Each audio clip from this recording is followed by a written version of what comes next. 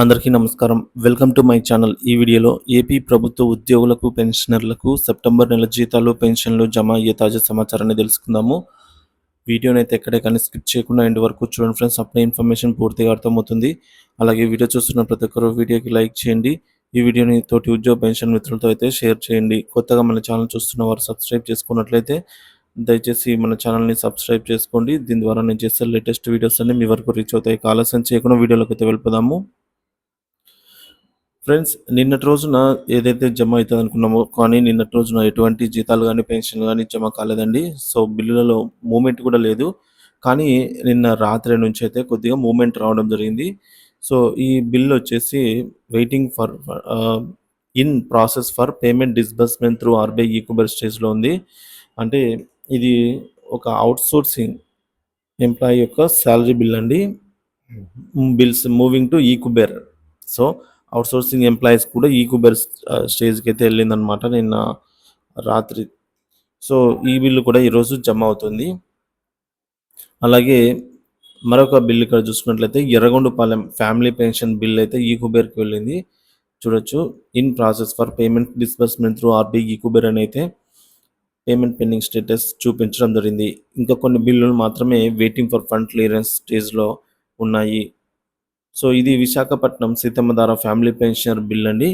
ఈకుబెర్ చేరుకోవడం జరిగింది నిన్న నైటు. సో చాలామంది విశాఖపట్నం సీతమ్మధార గురించి అడుగుతూ ఉంటారు కాబట్టి సో దాదాపుగా బిల్లు అయితే ఈకుబెర్కి చేరుకున్నాయి. అలానే 100% చేరుకోలేదండి. సో కొంతమంది ఎవరో చేరుకుని వాళ్ళైతే కామెంట్ చేస్తారు, అసలు ఒక్కటి కూడా ఇట్లా బిల్లులలో కదలికే లేదని అయితే చెప్తారు. సో అలా ఏం లేదు. ఇక ఆగస్టు, సెప్టెంబర్ మంత్స్ ఒకటినే పడ్డాయి కదా! మరి ఇప్పుడు ఎందుకని లేట్ అంటే ఇప్పుడు టెక్నికల్ ప్రాబ్లమ్ అని చెప్తున్నారు కదండీ! ఇక మనము యాక్సెప్ట్ చేయాల్సిందే. ఎందుకంటే వాళ్ళ ఇంటెన్షన్ ఒకటో తేదీనే జమ చేయాలని. ఆల్రెడీ సెప్టెంబరు, అక్టోబర్‌లో కూడా మనకు ఒకటో తేదీనే జమ చేశారు కాబట్టి ఇప్పుడు కూడా అలాగే చేద్దామని చూసారు. కాకపోతే కొద్దిగా టెక్నికల్ ఇష్యూస్ అయితే ఏర్పడ్డాయి. నెక్స్ట్ మంత్ నుంచి మళ్ళీ ఒకటో తేదీ నుంచి రావచ్చు. సో ఇక మళ్ళా ఇదొక బిల్ అండి. కర్నూలు సర్వీస్ పెన్షనర్‌కి బ్యాచ్ నంబర్స్ కూడా అలాట్ అయ్యాయి.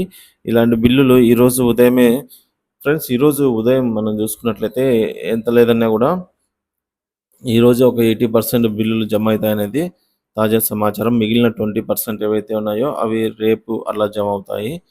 సో ఇప్పటివరకు జమ అయిన వాటితో కలుపుకొని ఈ రోజుకి 80% జమ అవుతాయి అనేది తాజా సమాచారం ఫ్రెండ్స్. మార్నింగ్ నుంచే బిల్లులో పెద్ద కదలిక అయితే రాబోతోంది.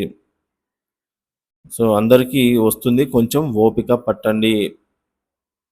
ఇక్కడ మనకు నిధులు వచ్చాకే చెల్లింపులు అనేది ఒక అప్డేట్ రావడం జరిగింది. ప్రతి నెల 1వ తేదీనే ఉద్యోగులకు వేతనాలు, పెన్షనర్లకు పెన్షన్ ఇస్తామని ప్రకటించిన చంద్రబాబు సర్కార్ మాట తప్పింది. సెప్టెంబర్ నెల ఉద్యోగుల వేతనాలు మంగళవారం చెల్లించాల్సి ఉంది. అయితే రాష్ట్ర సచివాలయ ఉద్యోగులకు మినహా మిగతా ఉద్యోగులు, టీచర్లకు మంగళవారం వేతనాలైతే చెల్లించలేదు. మున్సిపల్ శాఖతో పాటు పలు శాఖల్లో పనిచేసి పదవి విరమణ పొందిన పెన్షనర్లు కూడా వారికి కూడా చెల్లించలేదు. మంగళవారం నాడు రాష్ట్ర ప్రభుత్వం సెక్యూరిటీ బాండ్ల వేలం ద్వారా అయితే 3,000 కోట్లు అప్పు చేసింది. ఆ డబ్బులు రాష్ట్ర ఖజానాకు చేరిన తర్వాతే వేతనాలు, పెన్షన్లు చెల్లింపులు జరుగుతాయని ఆర్థిక శాఖ వర్గాలు తెలియజేశాయి. సో ఈరోజు ఒక 3,000 కోట్ల రూపాయలైతే రానుంది కాబట్టి ఈరోజే జీతాలు, పెన్షన్లు దాదాపుగా జమ అయ్యే అవకాశాలున్నాయి. బుధవారం గాంధీ జయంతి అంటే నిన్నటి రోజున గాంధీ జయంతి సందర్భంగా సెలవు. సో గురువారం ఈరోజు 3,000 కోట్ల రూపాయలు రాష్ట్ర ఖజానాకు చేరే అవకాశం ఉంది.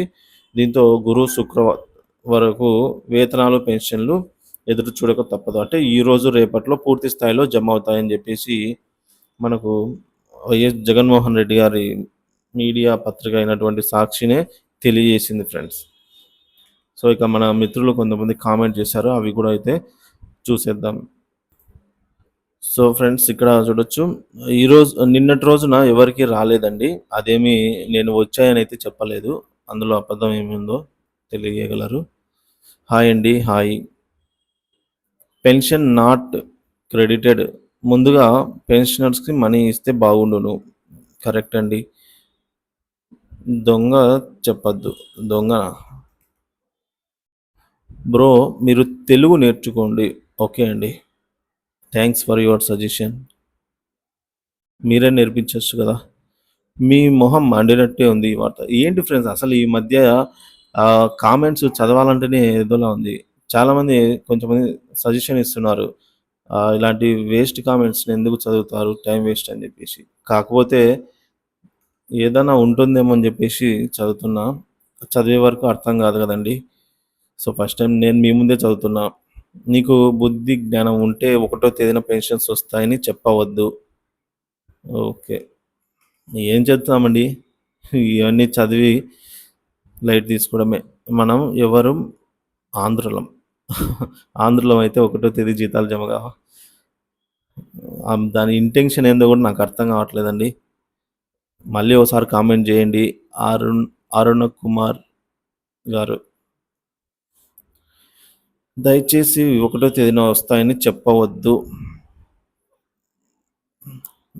ఓకే. ఇప్పుడు పూర్వ గవర్నమెంట్ కంటే టీడీపీ బాగా పనిచేస్తుంది. రేపు పెన్షన్స్ పడవచ్చు. అంటే ఈరోజు బ్యాంక్ సెలవు గదా! అవునండి. కరెక్టు.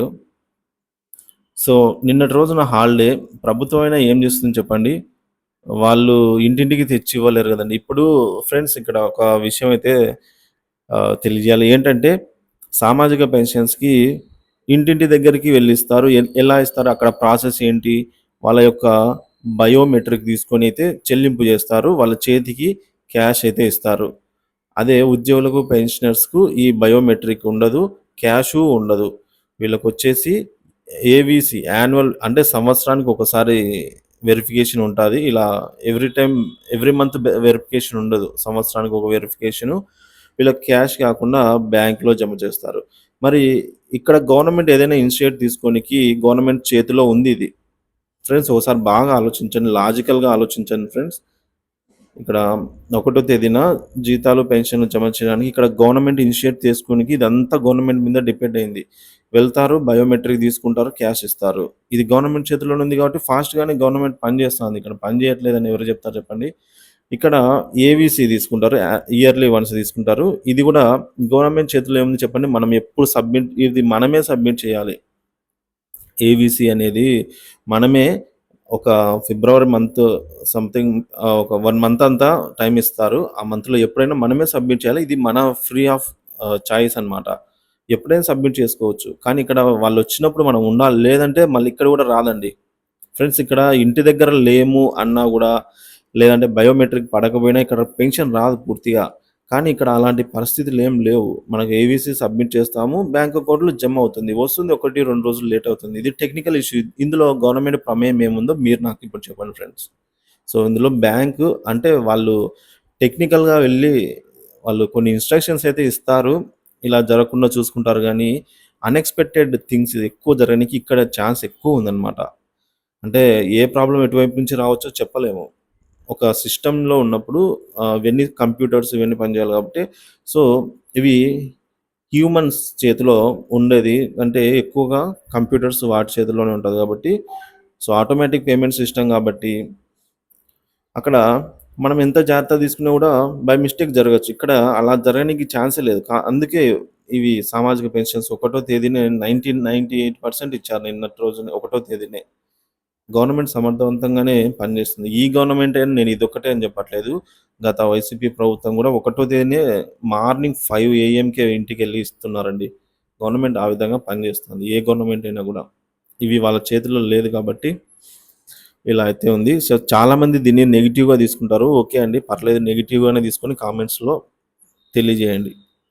అర్థమైన వారికి ఒక్కరికి అర్థమైనా గూడా హ్యాపీనే అండి. ఓకే. నెక్స్ట్ చూద్దాము. ఎన్ని వచ్చినా మార్పు అంతే. ఎన్ని గవర్నమెంట్స్ వచ్చినా మార్పు అంతే. అవునండి. ఇప్పుడు వాళ్ళ పరిధిలో ఉన్న వరకు వాళ్ళు చేస్తారు. ఇప్పుడు టెక్నికల్ ఇష్యూస్ ఏ సీఎంకి గాని అంటే వాళ్ళు ఇన్‌స్ట్రక్షన్స్ ఇస్తారు.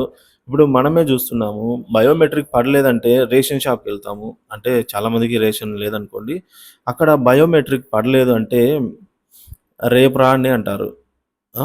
అదే సంతకం తీసుకొని ఇచ్చేదైతే ఆన్ ద స్పాట్ ఇచ్చేస్తారు. ఇప్పుడు సామాజిక పెన్షన్‌లు అంతే. బయోమెట్రిక్ వేసుకుంటారు, ఇచ్చేస్తారు.